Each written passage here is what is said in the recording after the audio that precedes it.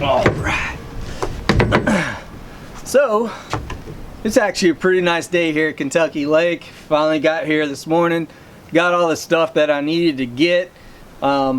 Needed to get a few essentials, things that you just can't live without, like food.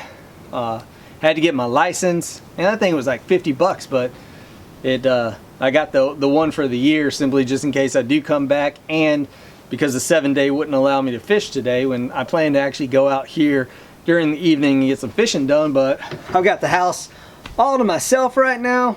Gonna start rigging up. Probably launch my kayak from right down here just to get out and kind of mess around in the water. It'll be my first time to have my Hobie Pro Angler 12 in the water, and I got to get used to it. I already know that I'm gonna miss the instant reverse that comes with a pedal drive system, but you know, that's how it is. I think I can absolutely make it work. The fact that the Mirage actually has the cord that you can pull to put it in reverse, that's fantastic. And once I get my power pole, it's going to be even better then. So I've got a lot of things that I need to rig up. I didn't rig up anything prior to getting here because I'm just one of those people. It's like I'm enjoying just the day. I'm taking my time. I've already got all of my food for the week, my snacks, everything. I'm not going to be rushed. That's very important a lot of times. Just don't rush yourself. You know, the fish aren't going anywhere. Matter of fact, they'll probably start changing throughout the week. We're gonna have some interesting weather between, you know, warm days, cool, very cool, you know, pretty cool nights it look like. But we will see. Right now, just sitting out on my back porch, enjoying just a beautiful day. Gonna get rigged up out here. Waiting on more people to show up. Just loving it, living life and loving it, guys. So thanks for watching.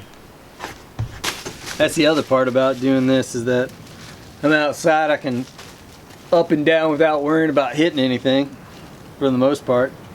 Not in, you know, we're in the rental houses for this week at Kentucky Lake here, and man, they're just awesome. Just a beautiful view of the lake. We are right up on it. We've got our own docks and everything. It's fantastic. Just like a vacation. That's how I treat these things too, guys. Yeah, I'm here to seriously compete. And let's talk about that a little bit too. Kind of what my plans for the week are.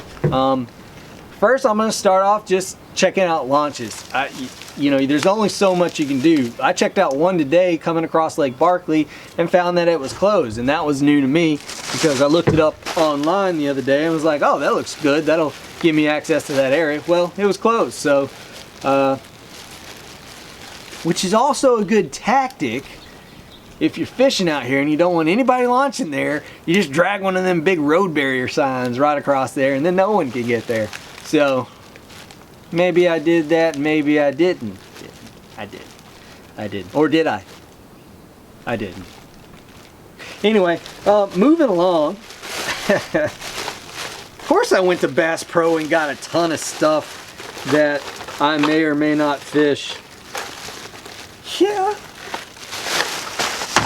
Trilene, 200 yards. Berkeley, which makes the same Vanish stuff that broke the other day.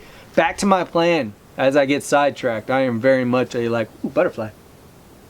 Anyway, so back to my plan for this week. Scout out some launches tomorrow. The water's still down at Winter Pool. It looks pretty clear, although that's either a sandbar or a mud line that's moving in.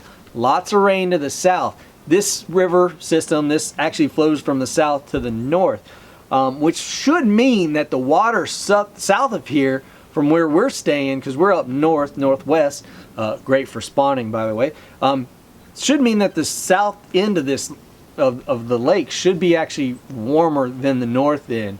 Call me crazy.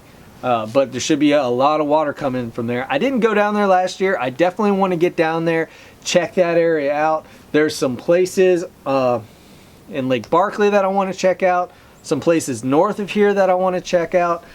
So I just need to go out there. Once I find like some decent good launches and I know that I can use those launches, then then I'm gonna start fishing. Then it's really, I'm gonna try to spend my first 2 days or more just glued to the electronics, glued to that Lowrance TI9, not really fishing a lot. I'm gonna take some rods. I might even limit the amount of rods that I take.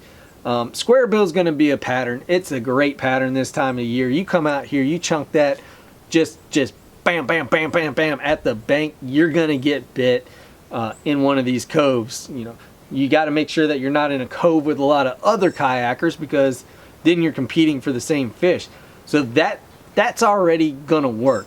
I know that's gonna work. That puts 5 fish in the boat right there. I'm swinging for the fences this year, guys. I don't care if I come in last.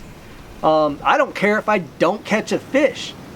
I want to catch big fish here this week. I am not here to catch 15 inchers. I'm here to catch big fish, and I'm here to fish in a way that I think is going to help me catch those big fish. I'm going to try my best to find a way to intercept those fish before they get to spawning areas, and focus offshore on that. Got my Lowrance dialed in. I've got the Navionics chip in there. That's what I'm going to focus on. That's my main plan right there.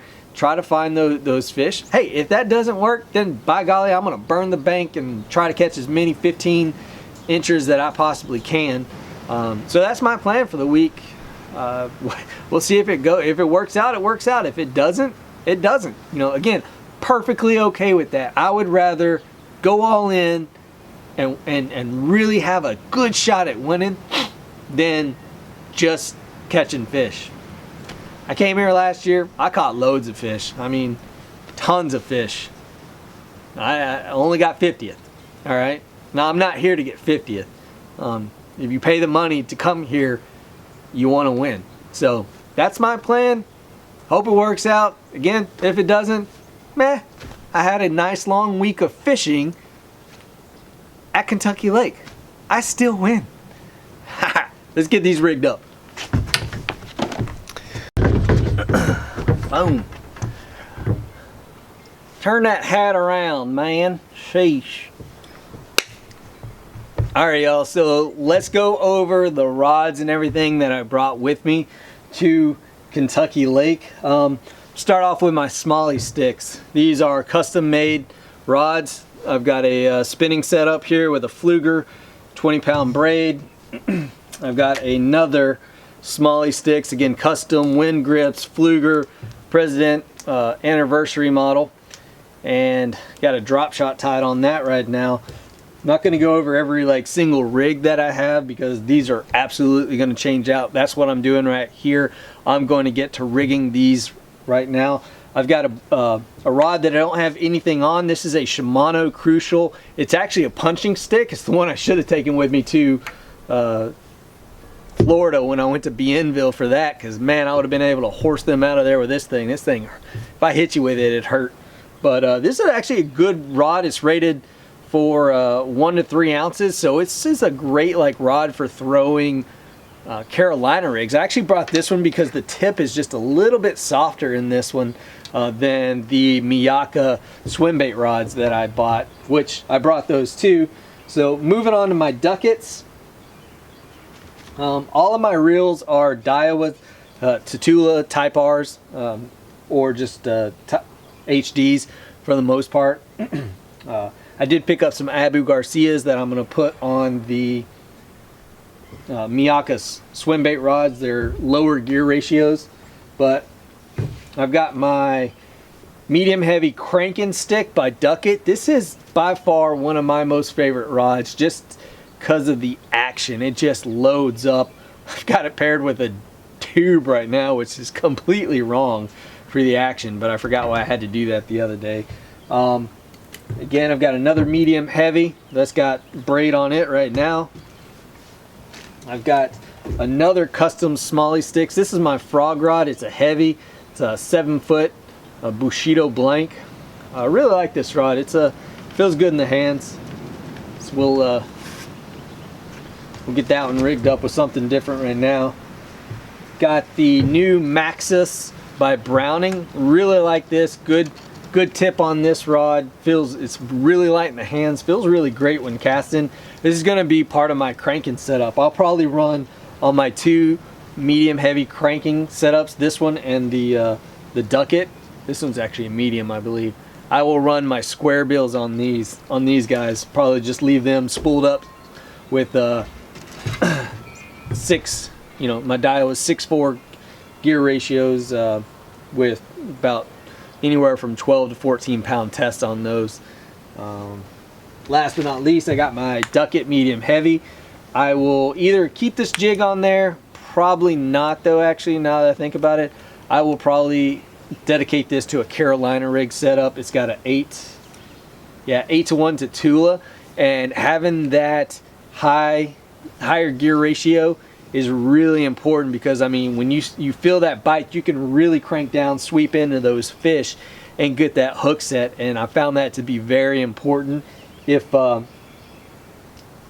I may even change this out for my Daiwa Zillion 9.1, because I'm not going to be flipping a lot. I like the Zillion for frogging and flipping because it's a 9-to-1 gear ratio. I mean, I could throw it straight out and jack it back before it ever hit the water with that guy. So I'll probably switch those out.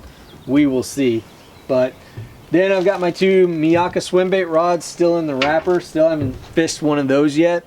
Gonna put those larger spool reels on there. Got a 5-to-4 Ambassador by Abu that I'm gonna put on there, and a winch too. So that's my rod and reel setup for Kentucky Lake. Gonna switch a lot of line on this because that recent Texas trip I took, I was breaking that Berkley Vanish like nobody's business.